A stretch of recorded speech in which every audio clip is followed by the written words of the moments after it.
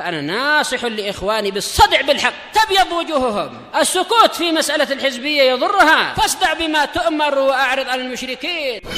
سلامي على دماج ورجالها والشيخ يحيى ودار العلم يا سعد بانيها.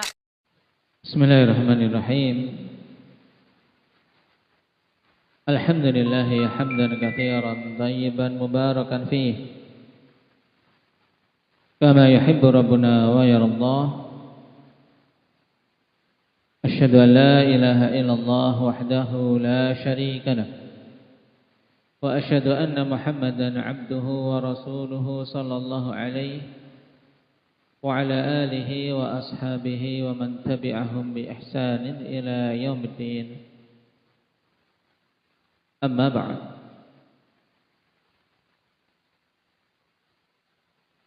Kita masuk pada kekeliruan yang ke-27 dari kekeliruan para shaimun,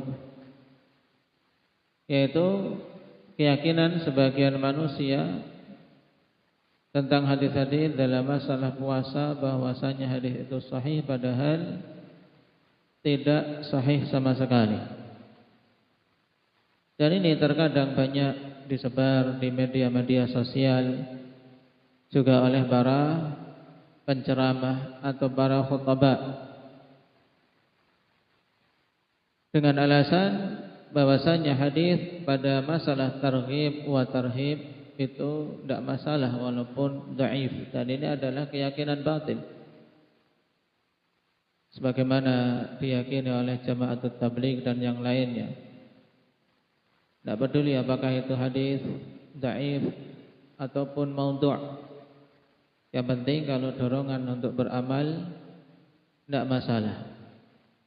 Makanya kitab mereka Fadhailul A'mal penuh dengan hadis-hadis yang lemah dan bahkan padanya hadis palsu. Dan ini jelas merupakan kekeliruan, karena menisbahkan sesuatu dari Nabi padahal Nabi tidak mengucapkannya, ini merupakan kedustaan yang nyata dan masuk dalam kategori dosa besar. Man kadzaba alayya muta'ammidan falyatabawwa maq'adahu minan nar. Siapa saja yang dia itu berdusta atas namaku dengan sengaja, maka persiapkanlah tempat duduknya di neraka. Nah, di antara hadis-hadis tersebut yang pertama, yang masyhur, hadis Ramadan awwaluhu rahmah wa awsatuhu maghfirah wa akhiruhu 'itqun minan nar. Ini masyhur. Ramadan itu awalnya adalah rahmah, pertengahannya adalah pengampunan, dan akhirnya adalah pengampunan dari neraka. Ini hadis yang lemah.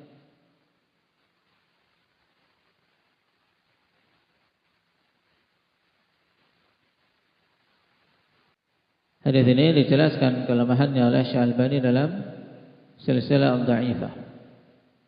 Dan pada maknanya ikhwan juga makna yang tidak benar, sebab Ramadan keseluruhannya dari awal sampai akhir rahmah, dan padanya maghfirah juga di setiap harinya pembebasan dari neraka.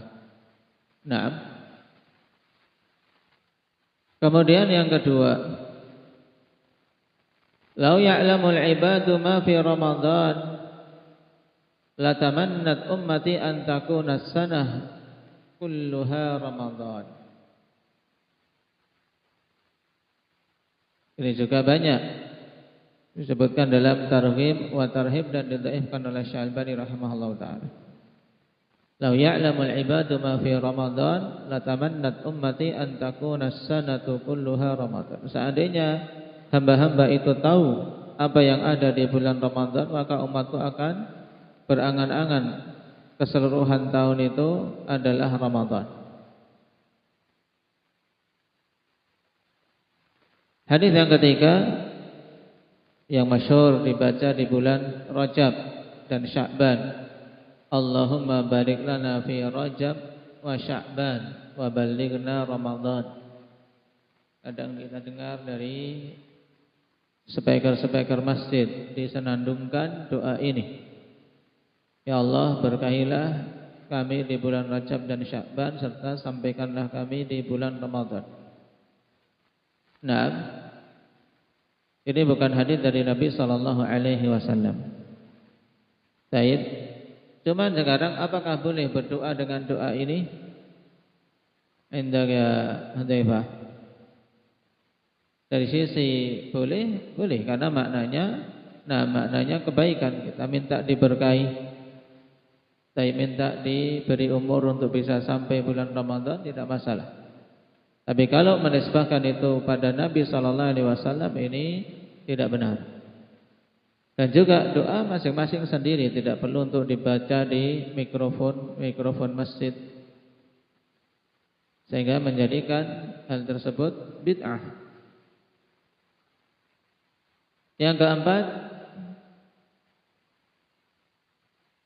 man aftara yawman fi Ramadan fi ghairi rukhsatin rakhasahallahu lah lam yaqdi anhu siyamud dahri kullihi wa insabah. Siapa saja yang berbuka pada satu hari di bulan Ramadan tanpa ada rukhsah yang Allah berikan, maka dia tidak akan mampu untuk mengqadha walaupun dia berpuasa sepanjang tahun. Baik.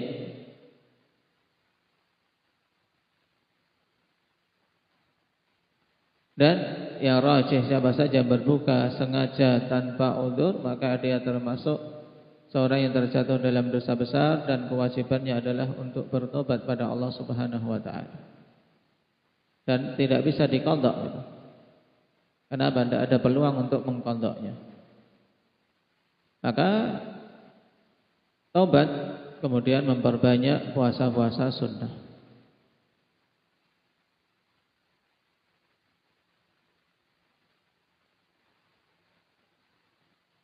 Kemudian hadis yang kelima, inna syahra Ramadan mu'allaqun bainas sama'i wal ardi la yurfa'u illa bi zakatil fitr. Sesungguhnya bulan Ramadan itu tergantung antara langit dan bumi, tidak akan diangkat kecuali dengan zakat fitrah. Ini juga hadis yang lemah, disebutkan dalam Dhaiful Jami'. Dan yang lebih masyhur lagi yaitu ungkapan sumu tasihhu. Sumu tasihhu, berpuasalah maka kalian akan sehat. Baik. Dan ini juga lemah. Memang pada sebagian orang puasa bisa menjadi sebab kesehatan, karena dia lebih teratur dari sisi makannya. Tapi pada sebagian orang bermadarat, orang yang memang sudah memiliki sakit, yang dia butuh asupan makanan untuk puasa, malah semakin sakit, ya kan? Tidak bisa kemudian puasa biar sehat. Nah, sebagian orang puasa malah tambah KO. Taib. Sehingga maknanya juga tidak mutlak benar kebenarannya, menunjukkan bahwasanya itu bukan perkataan Nabi sallallahu alaihi wasallam.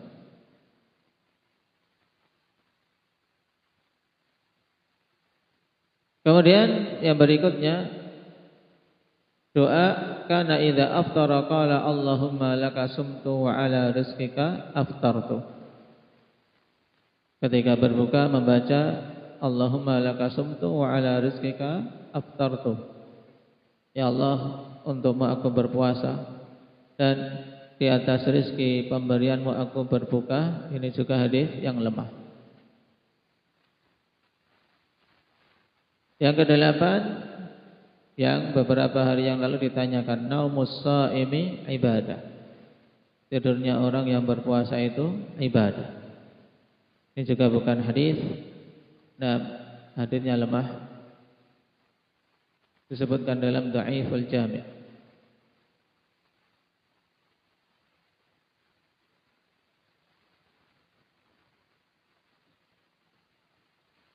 Juga yang banyak tersebar, ahabbu ibadi ilayya ajaluhum fitra. Ahabbu ibadi ilayya ajaluhum fitra. Hamba-hambaku yang paling aku cintai adalah yang paling cepat berbukanya. Ini hadis juga lemah. Adapun yang sahih telah kita lewati dalam pembahasan disunahkannya untuk menyegerakan berbuka setelah yakin tenggelamnya matahari. La yazalun nasu bi khairin ma'ajjalul fitr.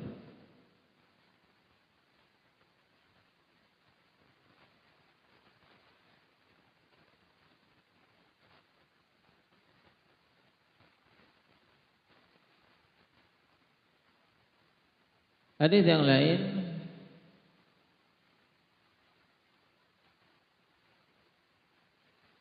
inna lillahi fi kulli lailatin min Ramadan 600 alfi atiq minan nar fa idza kana akhiru lailatin a'taqallahu bi adadi kulli man madha.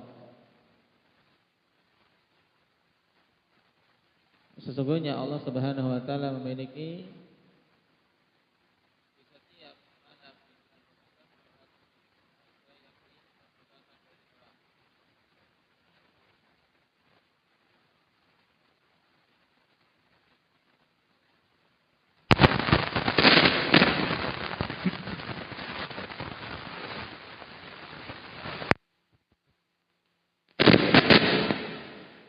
Baik. Dan apabila di akhir malam Allah Subhanahu wa taala merdekakan sejumlah yang telah lewat. Ini juga dari sisi hadisnya lemah dan dari sisi makna padanya pembatasan yang tidak boleh kita tetapkan kecuali dengan riwayat yang sahih. Yang kita yakini di setiap malam Allah Subhanahu wa taala membebaskan hamba-hambanya, adapun jumlahnya kita tidak mengetahui batasannya. Nah, dan keutamaan Allah Subhanahu wa taala sangat luas.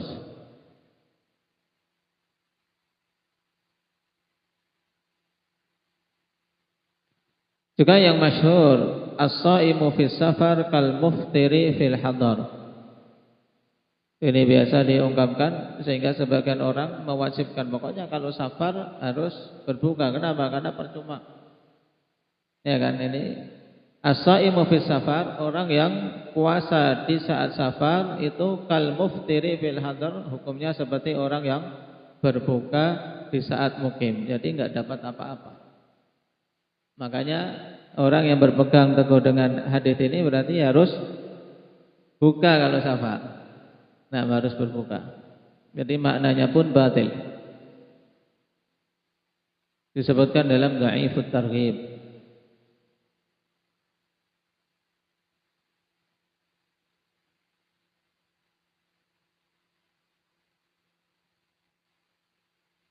Kemudian yang lainnya, man i'takafa 'ashran fi Ramadan kana ka hajjataini wa umratain.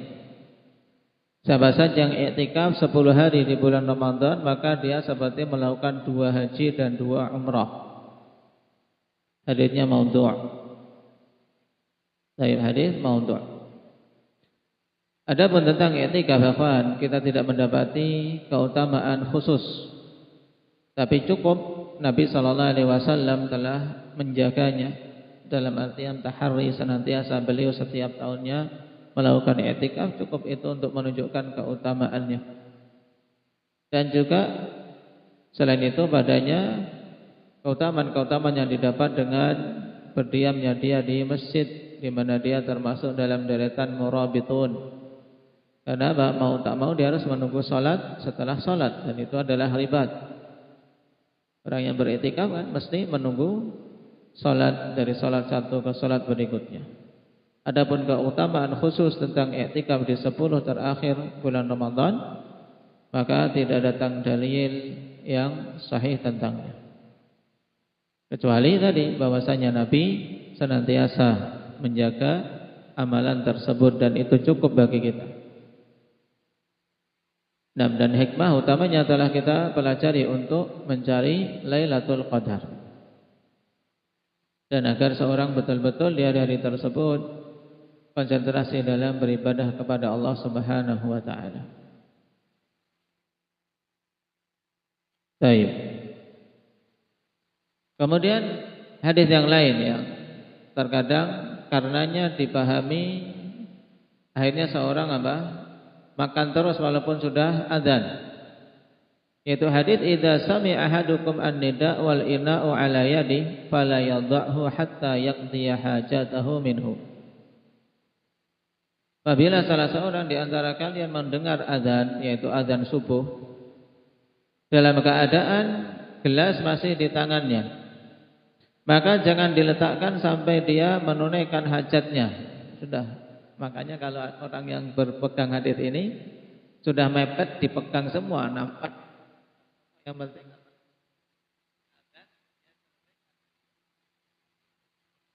Kenapa? Berpegang dengan hadis ini padahal hadisnya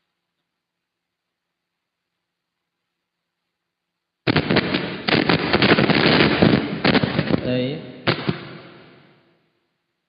Hadisnya lemah. Nah, disebutkan oleh Himah al-Lahdzah. Memang mungkin dari sisi sana. Tapi apa? Adanya. Sehingga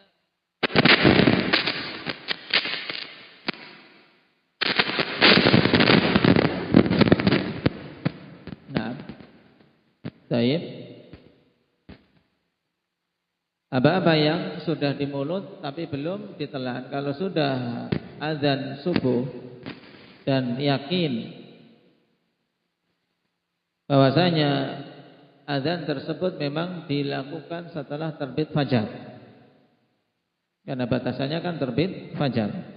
Kalau yakin memang sudah terbit fajar kok makanan masih di mulut, maka harus dimuntahkan. Harus dikeluarkan, tidak boleh dia telan. Apalagi yang masih di luar, masih dipegang di gelas, ini tanggung, eman-eman, diminum, tidak boleh. Kemudian berdalil dengan hadis ini, tidak bisa, karena hadisnya lemah. Baik.